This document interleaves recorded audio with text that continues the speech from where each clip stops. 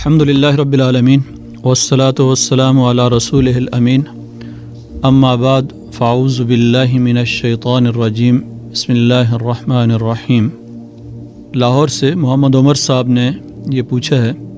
کہ عام طور پر کہا جاتا ہے کہ جوانی کی عمر جو ہے یہ کھیل کود کی عمر ہے اور ابھی بڑا وقت پڑا ہوا ہے، بڑھاپے میں عبادت کے لیے بہت وقت ہے۔ کیا یہ طرز عمل اور یہ کہنا جو ہے وہ درست ہے؟ جناب عمر صاحب، آپ نے بہت ہی اہم سوال کی طرف توجہ دلائی ہے کہ جوانی انسانی زندگی کا بہترین حصہ ہے اور اس کے بارے میں یہ غلط مفروضہ اور غلط طرز عمل جس کی آپ نے نشاندہی کی ہے، یقیناً اس کے بارے میں لوگوں کے اندر شعور پیدا کرنے کی ضرورت ہے، اس لیے کہ یہ سب سے بڑا شیطانی دھوکہ ہوتا ہے کہ جوانی کھیل کود کی عمر ہے اور بڑھاپے میں جا کر اللہ کی عبادت کر لیں گے۔ کسی کو معلوم نہیں کہ اسے اگلا دن نصیب ہوگا یا چند ہی لمحوں کے بعد وہ اللہ تبارک و تعالیٰ کا مہمان ہے۔ اس دنیا کے اندر کسی بھی لمحے کے حوالے سے کسی آدمی کو یہ یقین نہیں کہ اگلے لمحے وہ اس دنیا کے اندر زندہ بھی رہے گا یا نہیں، اور ظاہر ہے کہ موت بچپن میں بھی آتی ہے، جوانی میں بھی آتی ہے، بڑھاپے میں بھی آتی ہے،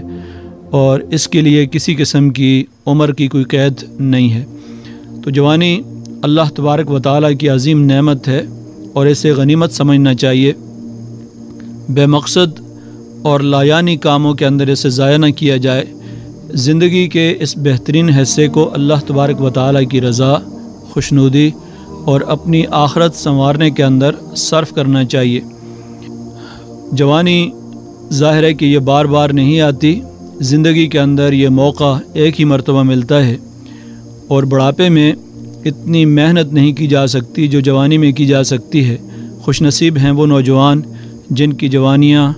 اللہ رب العزت کی بندگی اور اس کے دین کو غالب کرنے کی جد و جہد کے اندر گزرتی ہیں۔ رسول اکرم صلی اللہ علیہ وسلم نے ایسے خوش نصیب نوجوانوں کے بارے میں فرمایا کہ وہ اللہ تبارک و تعالیٰ کے عرش کے سائے میں ہوں گے، یعنی وہ نوجوان جس کی زندگی اللہ تبارک و تعالیٰ کی عبادت کے اندر گزرتی ہے، وہ قیامت کے دن اللہ تبارک و تعالیٰ کے ہاں یہ اعزاز پائیں گے کہ انہیں اللہ تبارک و تعالیٰ کے عرش کے سائے کے اندر جگہ ملے گی۔ رسول اکرم صلی اللہ علیہ وسلم کا ارشاد گرامی ہے، سبعۃ یظلھم اللہ فی ظلہ یوم لا ظل الا ظلہ، کہ 7 لوگ اللہ تبارک و تعالیٰ کے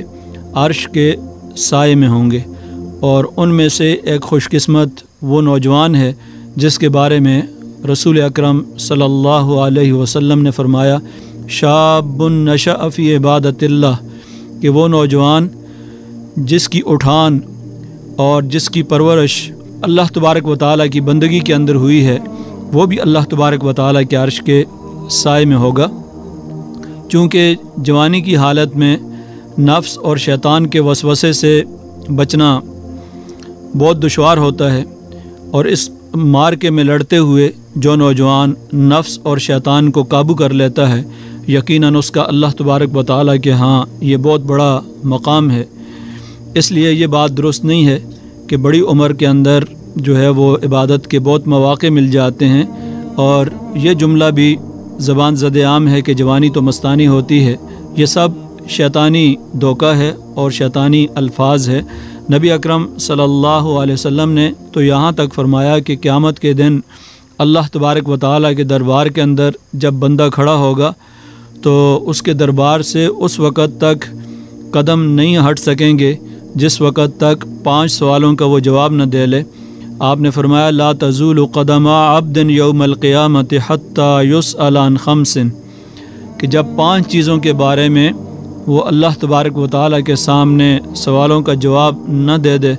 اس وقت تک وہ وہاں سے قدم ہلا نہیں سکے گا۔ سب سے پہلا سوال یہ ہوگا، من عمرہ فیما افناہ،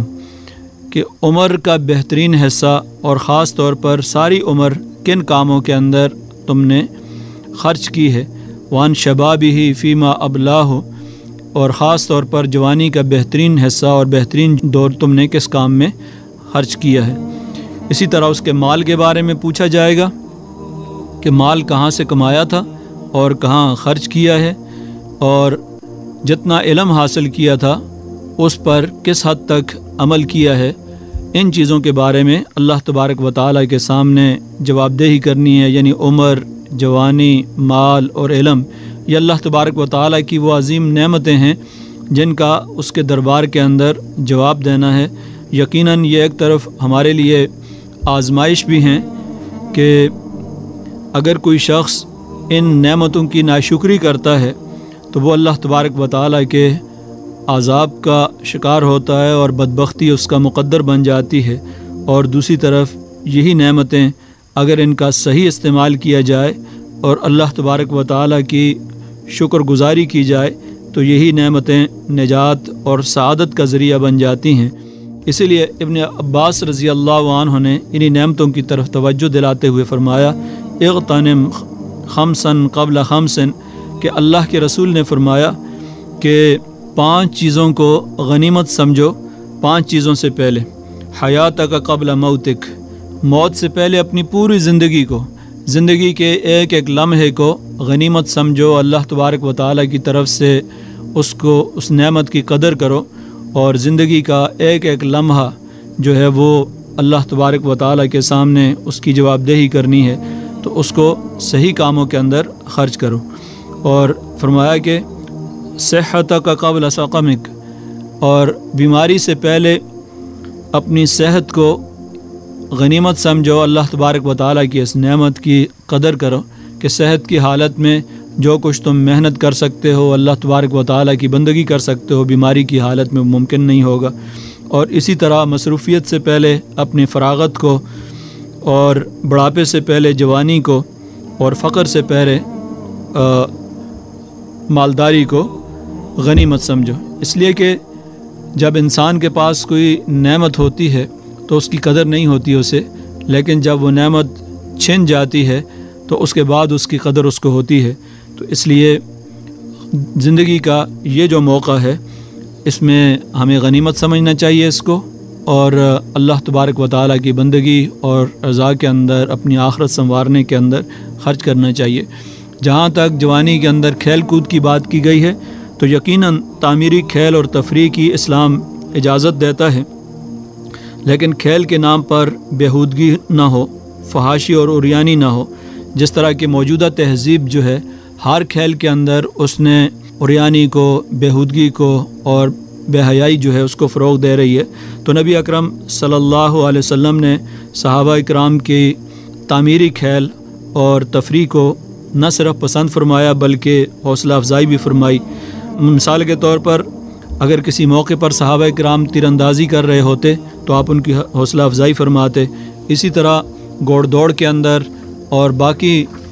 ایسی تفریح جس کے اندر لوگوں کو آپ نے ترغیب دی ہے، اس طرح کی چیزوں کے اندر تیر اندازی کے علاوہ شاہ سواری جو ہے خاص طور پر اس کے سکھانے کا بھی حکم دیا ہے۔ تو اس طرح کی چیزیں جو صحت مند تفریح کے لیے ضروری ہیں، اللہ کے رسول نے ان کی حوصلہ افزائی فرمائی ہے، اور یہ جسمانی صحت کے لیے بھی ضروری ہیں، جہادی تربیت بھی اس سے ہوتی ہے، اور اللہ تبارک و تعالیٰ کی رضا بھی ان چیزوں سے حاصل ہوتی ہے۔ تو اس لیے جوانی کے اس بہترین دور کو اللہ تبارک و تعالیٰ کی نعمت سمجھ کر ہمیں استعمال کرنا چاہیے۔ دعا ہے کہ اللہ تبارک و تعالیٰ ہمیں اپنے وقت اور بالخصوص جوانی کے اس دور کی قدر و قیمت کا ہمیں اور اس کی اہمیت کا ہمیں احساس ہو، اور اسے صحیح طریقے سے ہم خرچ کر سکیں۔